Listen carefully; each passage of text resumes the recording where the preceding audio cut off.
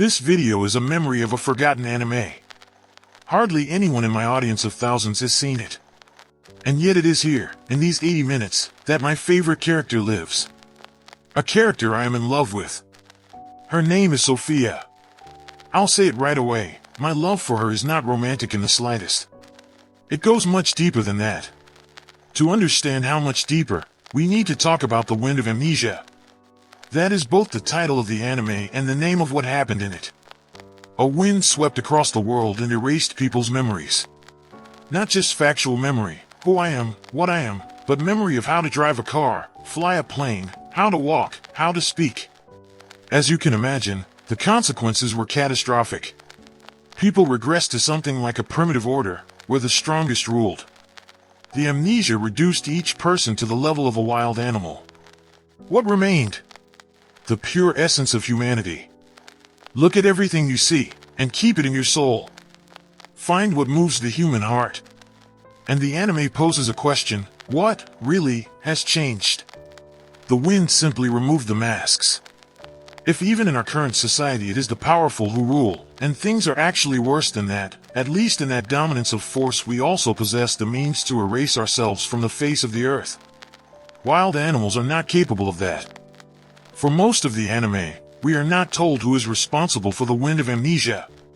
And I, so as not to spoil the mystery just yet, will only say this: it was something that needed to be done. Because today, in human hands, there are technologies we are not yet equipped to manage. We simply lack the mental capacity for them.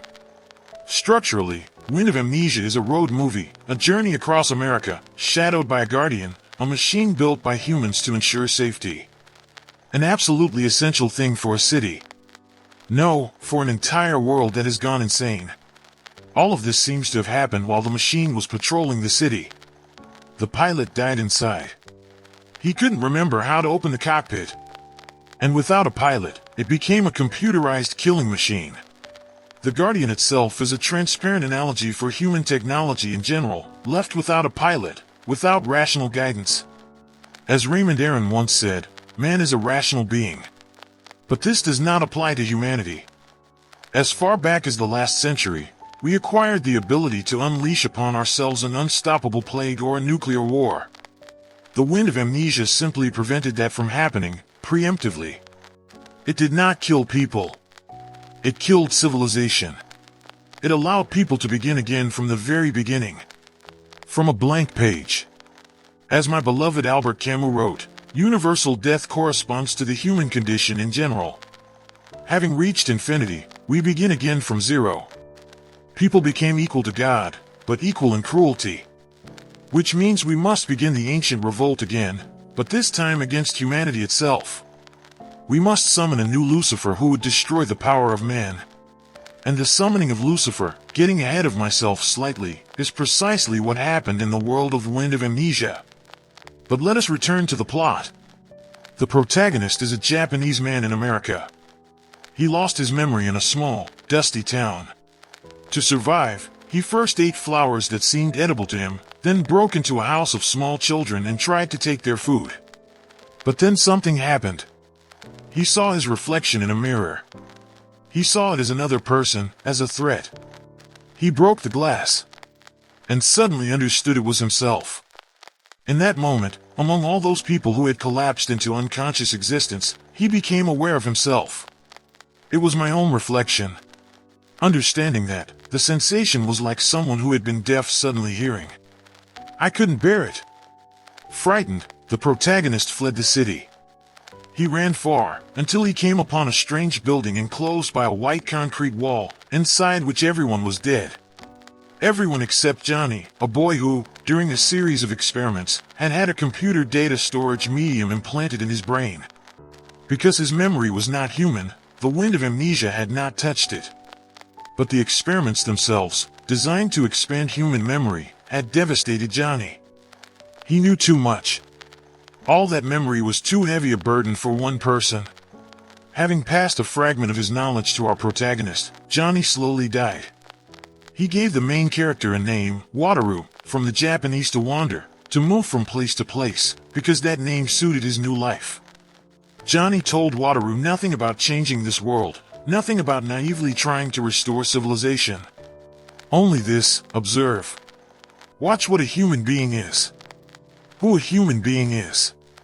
And so, wandering across America, passing through the outskirts of San Francisco on a starry night, Wataru encountered a strange girl in a black dress. She was completely barefoot, and moved as if weightless.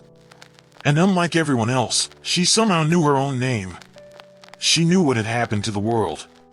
Yet to Wataru, she always said far less than she knew. Sofia is a girl who is a mystery. And that is what attracts you to her at first, because a mystery is the easiest thing to love. You can always build it up in your own mind. You can always idealize it. At first, Sofia appealed to me the way a beautiful, magical character does, the way Maytel does in Galaxy Express. I fell in love with her calm voice. I have no idea who dubbed her in the Russian version, but that voice is enchanting, otherworldly. It suits her even better than the original. Everything is fine. Calm down. Sofia says everything should be judged with composure. No one is to blame for anything. Even when confronted with aggressive, primitive people, she behaves gently, with something almost maternal. Sofia sees people as mechanisms, with no choice but to be what they are. She understands that no one possesses free will. Not anyone. For Sofia, there are no guilty parties, only those who bear responsibility. She loves people. And she loves them the way only God can love. Because Sofia, it turns out, belongs to a race of observers sent to watch over planets. That very Lucifer who destroyed the power of man. From this springs her profound, all-encompassing understanding toward all people. She stands so far above human passion that it makes you uneasy. I love how she reins Wataru in when he is ready to intervene on behalf of a girl fleeing a furious crowd. Calm down.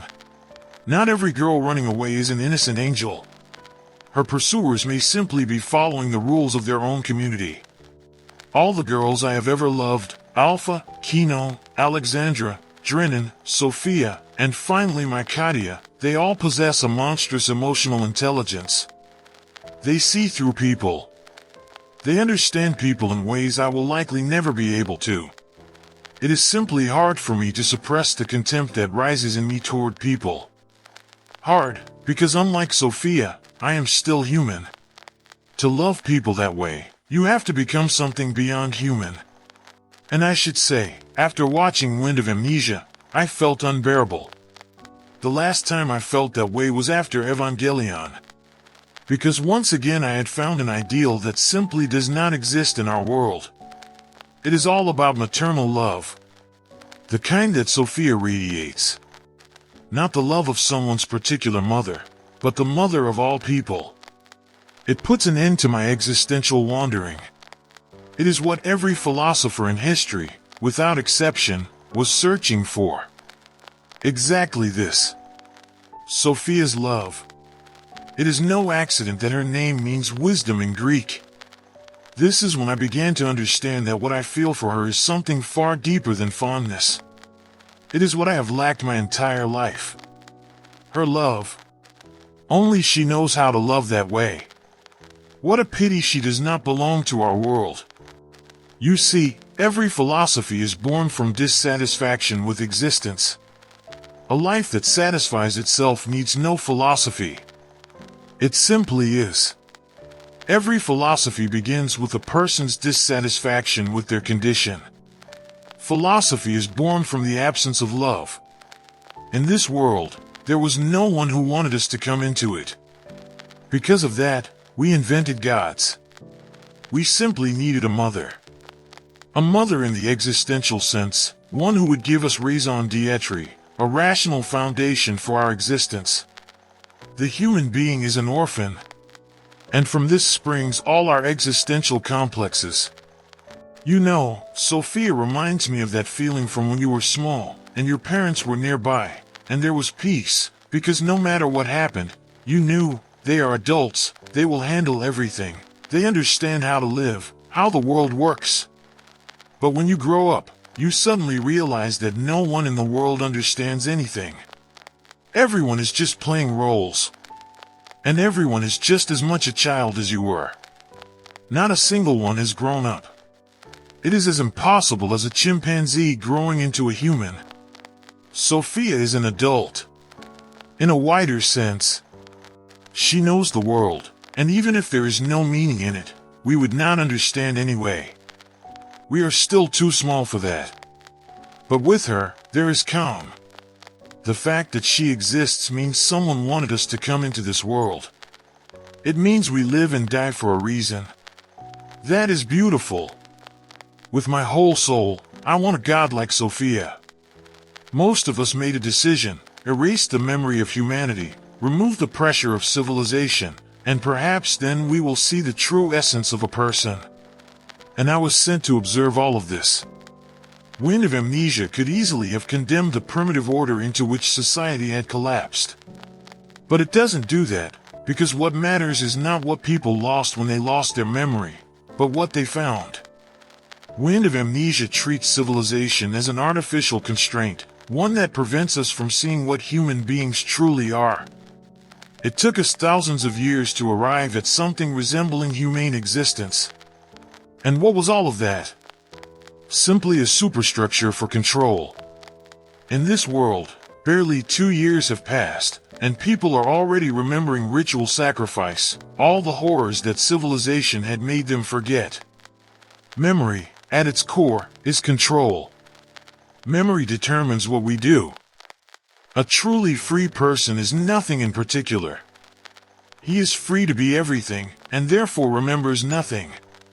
And Wind of Amnesia asks, would it not be better for people to live in a world without memory, to be like animals, like children? Because today, memory and information, from their very excess, quite literally break people. In a single week, a modern person absorbs the amount of information a medieval person absorbed over an entire lifetime. Such volumes are destructive to the human psyche. Civilization, which from a distance appears to anyone as a blessing, has stolen from us the ability simply to be, to live without thinking about tomorrow. It has turned the life of the modern person into a collection of anxieties and existential crises. Civilization, as an accumulation of the memory of previous generations, presses down on the modern human with all its weight. The space inside our heads has not grown any larger. This information overload makes it impossible for a person simply to live. The character of Johnny illustrates this more clearly than anything else. Memory teaches you to die. Memory is the stone we are made to drag. When it becomes too heavy, we die. Memory binds us to the world. Memory is the weight that bends us toward the earth. More memory, more grief. Because of memory, a person suffers depression. Because of memory, depression is the disease of the entire modern world. The only person who can live here without exhaustion, without burnout, without depression, is someone who remembers nothing. Today, in ordinary life, we are confronted with a vast, unmeasurable quantity of information. I know this from my own experience. All these works, everything I make videos about, everything I remember, it all lies on my shoulders as a terrible weight. I am literally disintegrating as a person, because I remember too much. Because to understand everyone is to be no one. This is why I feel bad. This is why my life force is exhausted. I have let too much of other people's things inside me. My being is endlessly crushed under all of it. According to Spinoza, death comes when the connections that sustain your life dissolve in the desire to connect with something external. That is what I feel. In my tiny heart there is not enough room. The more I understand of history, the more my own life turns to nothing. And the weight I feel in my soul, it is the dying of my body, my psyche, which has grown so saturated with other people's things that it simply has no will left to live. It dissolves. My sick consciousness is the apex of civilization. The apex of memory. I remember that as a child I was happy, because I lived only my own life, because I remembered nothing. That was when I felt the peak of my vitality.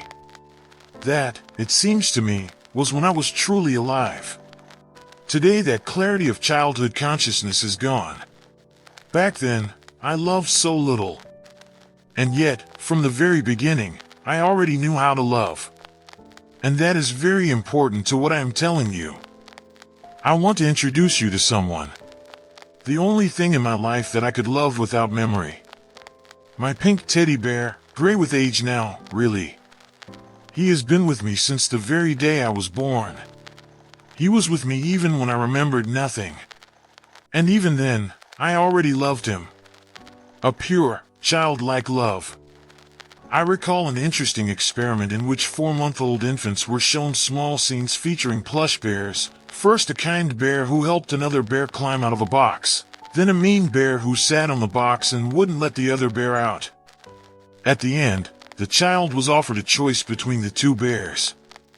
Almost all of them chose the kind one. The infants could not yet speak, could not yet walk, and already they understood. Already they distinguished love from its absence. Of course, at the most basic level, this is a survival mechanism. Being a helpless child, it is critically important to distinguish good from evil. But what I want to say is this: people are good in themselves. Deep in their biology, they reach toward love. People can love without memory. People are good, at their center. You only have to see it. See it the way we see that trees are good, that dogs are good, that a dog is always bad because of its owner, just as an owner is bad because of something else. Wind of Amnesia teaches this compassion for everyone without exception. Because if you look from above, every action has a reason. Behind that reason is another, and behind that one, another still. Socrates and Plato were right. Whatever a person does, they always act toward what they believe is good.